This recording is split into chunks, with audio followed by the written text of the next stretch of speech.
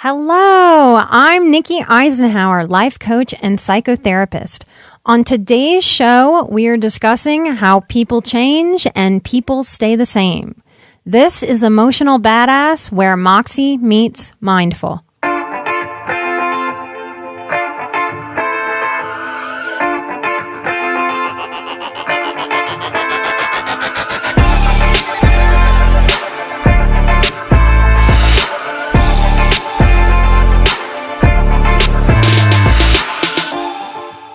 I'm a New Orleans girl, born and raised. What I love about New Orleans, even post-Katrina, is that it has an amazing ability to stay the same. I could walk into any corner bar, anybody who's visited knows that there's a corner bar pretty much everywhere, and see people that I recognize from 15 years ago sitting on the same bar stool. So in a beautiful way that feels like home, I can go back to New Orleans. I can walk the French Quarter streets. I can go to Mid-City. I can see the architecture. I can even see people that I visually recognize because they've lived in the same places for so long. That's part of why Hurricane Katrina was such a big deal, other than the obvious ways, was because so many people stay in the same house or the same street that their mom and them, that's how we say it, their mom and them, lived on their whole lives. So to be washed out and moved states over culturally was really wild and out of our comfort zone as a Southern Louisiana culture. So it's very true that many people stay the same and try really hard to stay the same and not change. If you're listening to this show, that's probably not how you're wired. Seekers find me, connect with me, or feel intrigued by my work. We are seekers. We are often fast changers. We are feelers. Why are we fast changers as feelers? Because when it sucks, we feel it. And we want to not feel the sucky. So whatever is sucking, we want to change it as quickly as possible. We might not know how to do that. We might not do it very well, but we're trying to change something. So we are fast changers as a tribe. Even when we feel like we're going very slow, we tend to be much faster than the average 80%er who's not highly sensitive. So much of life is a strange paradox, and our psychology as individuals and as a tribe, our sociology, it's not always logical. So as true as it is that many people just dig their heels in and try really hard to not change, others change a lot. So if you're a changer, we might have some friction with the people who are, maybe it's not a great term, but non-changers. Or we might have friction with people who change at a slower pace than we do. There's so much that we're not being prepared for in terms of adulting. And I find that this is one of these things, that we are either crushed for different reasons and different circumstances by people in our world staying the same, or by people changing.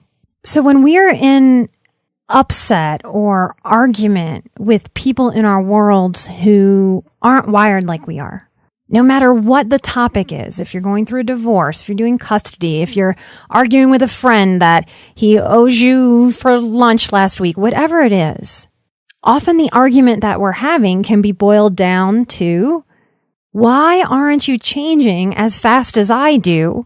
Because my life would be easier if you would just do a few changes that are good. That's one argument, or one driving force of whatever argument we're having. And on the flip side of that, we can often receive a lot of negative feedback about how we're changing and evolving and growing. And receive the messages, what's wrong with you? You're not how you used to be. You're not allowed to change. Because that person will give the message, I need you to be the same because the way that you change scares me. I stay the same and you're different and I don't know what to do with that. Of course, I'm speaking in big, giant generalities, but it's on you to decide what kind of healing message do you need to give yourself in those friction moments. Are you pressuring other people to change, even positively? And is there some space there to just back up and remind yourself, wow, I don't have to work so hard here. I'm a fast changer, they're a slow changer or a non-changer, and I can just let that be okay. And help yourself understand the core of the argument you're having there with yourself or with them. Or is there space and room to give yourself a message, wow, I'm a fast changer. Other fast changers will understand how I'm wired. Other fast changers can validate and support me in this life. I can let go of needing the people in my world who aren't fast changers to understand how I live or what I'm doing. Some of this falls under, the annoying category of life isn't fair. And you, like me, have probably wished that it was. In so many ways, we practice letting go of that kind of internal inner child drive of it should be fair. Our lifetime is longer. The years that we live is a long time. It is reasonable, it is grounded that the fast changers are going to have a lot of iterations of who they are.